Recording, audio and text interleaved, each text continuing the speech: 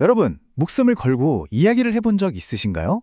오늘 우리가 파헤쳐볼 이 놀라운 고대 페르시아의 서사시 박티아르 나만은 단순한 동화가 아닙니다. 단 하나의 이야기로 넬의 목숨을 사야 했던 그야말로 처절한 생존기죠. 이 겹겹이 쌓인 흥미진진한 이야기들이 어떻게 인간의 본성을 꿰뚫어보는 완벽한 거울이 되는지 지금부터 낱낱이 해부해 보겠습니다. 자, 오늘 내용의 흐름은 이렇습니다. 액자 소설의 전통부터 시작해서 버려진 왕자의 기구한 사연, 그를 덮친 치명적인 덫, 그리고 어떻게 이야기로 목숨을 구하는지를 거쳐 마지막으로 인내심과 조급함의 철학적 대결까지 쫙 한번 훑어보겠습니다. 그럼 첫 번째 파트, 액자 소설의 전통, 바로 이야기 속의 이야기 구조부터 가볍게 짚고 넘어가 볼까요? 이 액자 소설이라는 게 쉽게 말하면 마트리오시카 인형 같은 겁니다. 큰 이야기라는 껍데기 안에 작은 이야기들이 계속 들어있는 거죠. 고대 사상가들은 참 지혜로웠어요. 사람들한테 대놓고 이렇게 살아라 저렇게 살아라 훈계하면 누가 듣고 싶겠습니까? 그래서 흥미진진한 메인 스토리 안에 삶의 철학을 슬쩍 숨겨놓은 겁니다. 듣는 사람은 그냥 재미있어서 푹 빠져드는데 다 듣고 나면 어느새 깊은 깨달음을 얻게 되는 구조랄까요? 그야말로 고대의 트로이 목마인 셈이죠. 자, 이제 두 번째 파트입니다. 버려진 왕자.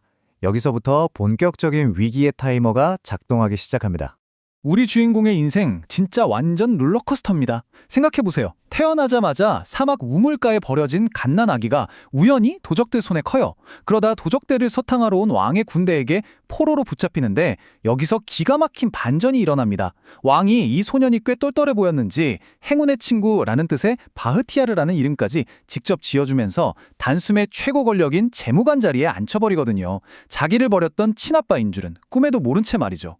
사막의 고아에서 왕의 최측근이라니, 영화도 이렇게 만들면 욕먹을 만큼 극적인 전개 아닙니까? 하지만 세 번째 파트, 덫에 걸리다 해서 상황이 완전히 뒤집힙니다. 정말 치명적인 실수가 나오거든요. 권력의 정점을 찍고 내 인생 진짜 풀렸다 싶었던 바로 그 순간입니다. 어느 날 밤 술을 너무 많이 마신 바흐티아르가 절대 들어가서는 안 돼 왕의 사적인 공간에서 골아떨어지고 맙니다. 평소에 바흐티아르를 눈엣 가시로 여겼던 10명의 재상들이 이 떡밥을 놓칠 리가 없죠. 곧바로 왕비를 협박해서 바흐티아르가 몹쓸 짓을 하려 했다고 거짓 고발을 하게 만듭니다. 팩트체크요? 그런 거 없었습니다. 눈이 뒤집힌 왕은 진상조사도 없이 자신이 그토록 아끼던 재무관에게 즉각 사형을 선고해버립니다. 가장 운 좋았던 사나이가 하루아침에 처형돼 이슬로 사라질 판이 된 거죠. 자, 이 해설의 핵심인 네 번째 파트입니다. 목숨을 구하는 이야기, 바로 천재적인 지연 전술의 등장입니다. 여러분, 여기서 한번 생각해보죠. 모든 걸 잃어버리고 당장 내일 아침에 목이 날아가게 생긴 사형수가 그 서슬퍼른 사형 집행인의 칼날에 멈출 수 있는 방법이 과연 있을까요? 당장 내일 죽는데 도대체 어떻게 해야 살 수 있을까요? 정답은 정말 놀랍게도 이야기였습니다.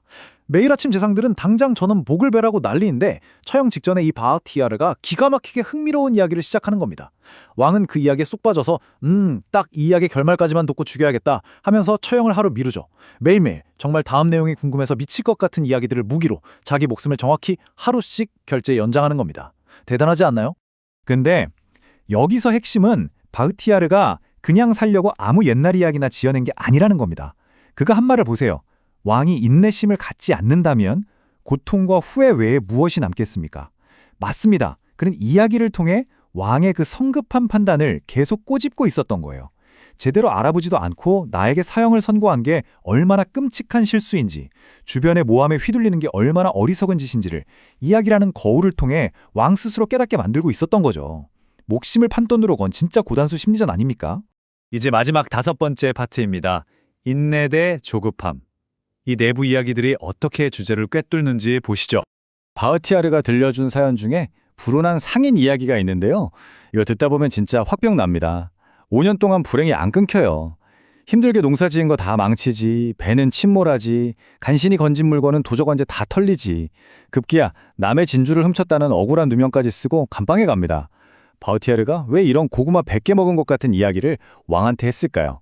전하, 세상엔 겉보기와 달리 억울한 사람이 너무 많습니다. 끈기 있게 조사해보지도 않고 사람을 처벌하는 건 돌이킬 수 없는 죄악입니다라는 메시지를 왕의 머릿속에 계속 때려 넣고 있었던 겁니다. 이 철학적 메시지를 완전히 뇌리에 박아버리기 위해 이야기 속에는 극과 극을 달리는 두 인물이 등장합니다.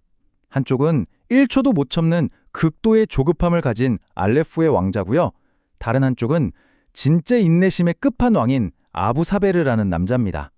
먼저 이 알레포의 왕자는요, 진짜 조급함이 사람을 어떻게 망치는지 보여주는 완벽한 예시입니다. 아름다운 신부를 보려고 단 하루를 못 기다려요. 그 조급증에 못 이겨서 벽 틈으로 몰래 방을 엿보다가 딱 걸리거든요. 그 대가가 뭐였냐고요? 시뻘겋게 달구어진 쇠꼬챙이에 두 눈을 잃고 자기가 물려받을 거대한 왕국까지 통째로 날려먹습니다. 하루를 못 참은 대가치고는 너무 참혹하지 않습니까? 성급함은 이렇게 모든 걸 불태워버립니다. 반면에 아부사베르는 진짜 사람이 감당할 수 있나 싶을 정도의 고난을 겪습니다.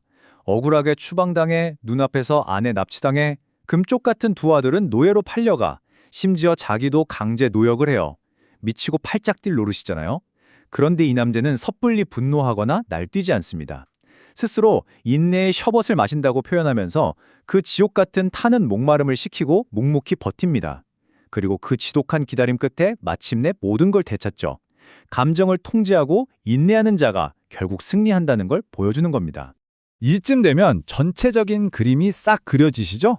아자드바크트 왕의 그 치명적인 성급함과 10명의 재상들이 품은 악의가 만나 무고한 생명을 끝장내려던 찰나, 박티아르는 윽박지르거나 살려들라고 빌지 않았습니다. 대신 전략적 인내라는 아주 강력하고 우아한 방패를 꺼내들었죠. 묵묵히 매일매일 지혜로운 이야기를 던지면서 왕이 스스로 이성을 찾고 진실을 볼 수 있는 시간을 창조해낸 겁니다. 이야기라는 부드러운 칼로 죽음을 막아낸 셈이죠. 수백 년 전 페르시아 사형수의 이 놀라운 생존기 어떠셨나요?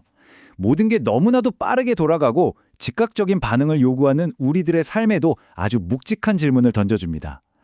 여러분의 삶에서 모든 것이 걸린 가장 위태로운 순간이 닥쳤을 때 여러분은 당장의 감정에 휩쓸려 성급한 마침표를 찍으시겠습니까? 아니면 이야기가 끝까지 아름답게 전개될 수 있도록 한 발짝 물러서서 기다려주는 그 지혜롭고 위대한 인내심을 발휘하시겠습니까? 오늘 한번 깊이 생각해 보시면 좋겠네요.